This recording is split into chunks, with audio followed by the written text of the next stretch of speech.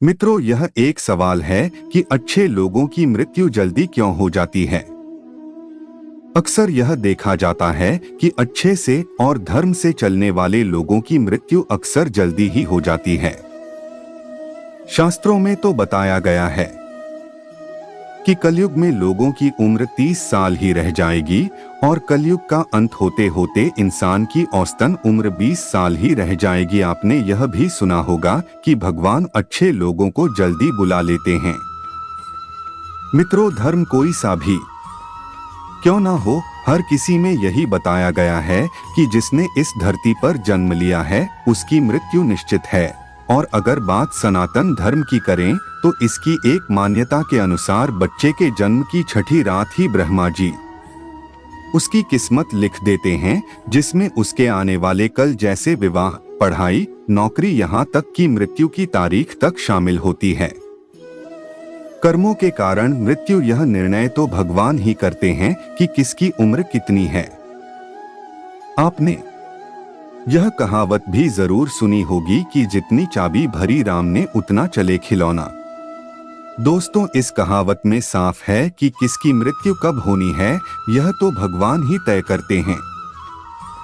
वैसे तो अच्छे लोगों की मृत्यु जल्दी हो जाने के पीछे कई कारण हैं, लेकिन पहला कारण समझने के लिए आपको यह जानना होगा कि हम जो कुछ भी इस जन्म में करते हैं उसका जवाब हमें ऊपर यमराज को देना होता है। अगर उसके पाप का पलड़ा भारी होता है तो उसे नरक में यातनाएं काटनी पड़ती हैं, और अगर पुण्य का पलड़ा भारी हो तो उसे स्वर्ग का सुख मिलता है।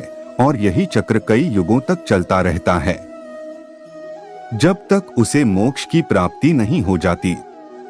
इस मृत्युलोक में हर कोई अपने किए की सजा ही भुगतने के लिए आता है। गरुड़ पुराण के अनुसार मृत्यु के बाद क्या होता है, कोई आत्मा इंसान बनती है तो कोई जानवर के शरीर में प्रवेश करती है। ये उसके संचित कर्मों के आधार पर ही तय होता है। इसके अलावा उसे जन्म देने वाले माता पिता के संस्कार भी उसके अंदर आते हैं। इसके बाद वो जो कर्म करेगा उसके हिसाब से उसे पुण्यात्मा या फिर दुरात्मा कहा जाता है। मरने के बाद क्या साथ जाता है, अब यही पुण्य आपकी मृत्यु की तारीख को भी बदल देते हैं।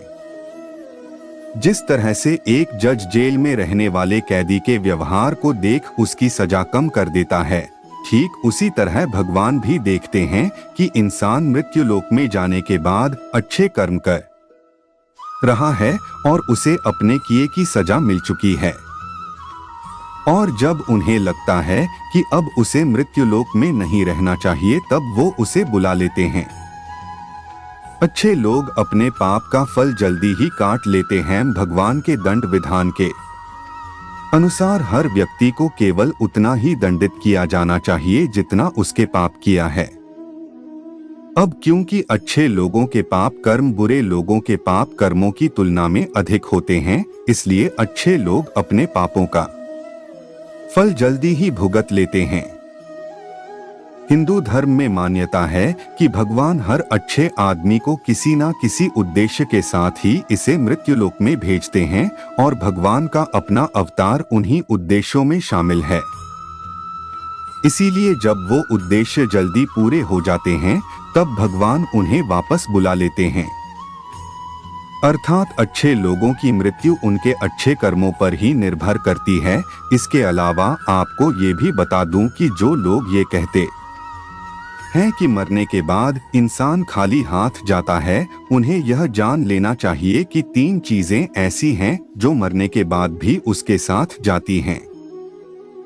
एक है संचित कर्म, दूसरा है स्मृति और तीसरी है जागृति। इसीलिए आप अब किसी से ये मत कहना कि आप खाली हाथ आए थे और खाली हाथ जाएंगे। क्या आपने कभी एकांत में यह सोचा है कि आपको यह मानव जीवन क्यों मिला है? तो दोस्तों, महाभारत में युधिष्ठिर महाराज के एक प्रश्न के उत्तर में भीष्म पितामह ने कहा था कि मनुष्य से बढ़कर कोई भी जीव नहीं है। आपको यह जानकर आश्चर्य होगा कि 84 लाख योनियों के बाद हमें मनुष्य जीवन मिलता है और संसार के सभी प्राणियों में मनुष्य ही सबसे श्रेष्ठ है। मनुष्य जीवन का उद्देश्य इसकी वजह है मनुष्य में सत्य एवं असत्य का विवेक कराने वाली हमारी बुद्धि का होना। लेकिन इस धरती पर हम दुनियादारी के चक्र में कुछ इस तरह फंस जाते हैं कि हमारी बुद्धि सीमित दायरे में ही सिमटकर रह जाती है। हम सांसारिक सुखों को ही सब कुछ मानकर उसमें लिप्त रहने में ही अपना सौभाग्य और अपने जीवन की सफलता समझते हैं। यही गलती हम कर जाते हैं क्योंकि इसके बावजूद कोई भी व्यक्ति यह दावा नहीं करता कि वह पूरी तरह से सुखी है। सच्चाई यह है कि हमें सामान्य मानव जीवन के उद्देश्य की पूर्ति के लिए निरंतर प्रयास करते रहना चाहिए। यह सच है कि अपने और अपने परिवार का भरण पोषण की जिम्मेदारी हमारी है और हमें इसे हर हाल में निभाना चाहिए। लेकिन क्या आपको यह मालूम है कि आप कहां से आए हैं और आपको कितने दिनों तक या कितने सालों तक इस जगत में रहना है और आपकी मंजिल क्या है?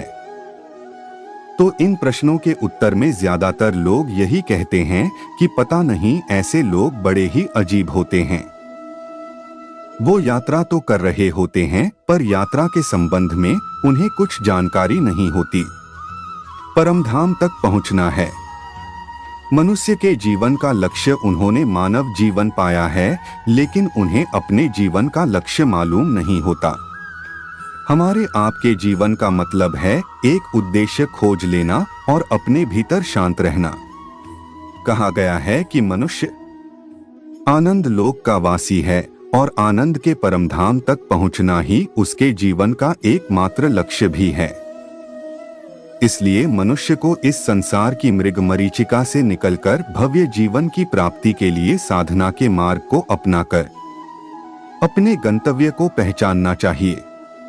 अच्छे लोगों की मृत्यु जल्दी इसलिए होती है। इसी तरह दोस्तों, श्रीमद् भगवद गीता में भी भगवान श्री कृष्ण कहते हैं कि ये एक आध्यात्मिक और ईश्वरीय जीवन का पद है जिसे प्राप्त करके मनुष्य मोहित नहीं होता।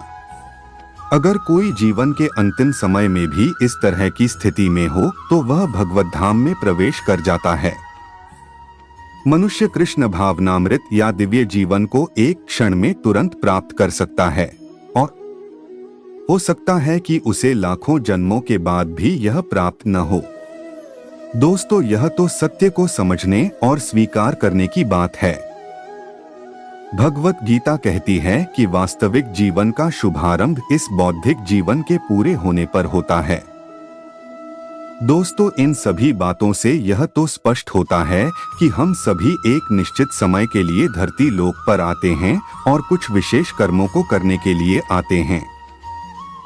अच्छे लोगों के साथ बुरा क्यों होता है? जब हमारे कर्म पूरे हो जाते हैं और इस जीवन के लक्ष्य प्राप्त हो जाते हैं तो प्रभु हमें परलोक में एक सहज जगह प्रदान करते हैं। भगवान कृष्ण और अन्य कहते हैं कि वास्तविक जीवन तब शुरू होता है जब यह भौतिक जीवन समाप्त हो जाता है। मित्रों, जो लोग सदाचारी होते हैं और जीवन में अच्छे कर्म किए होते हैं वे वास्तव में विशेष होते हैं।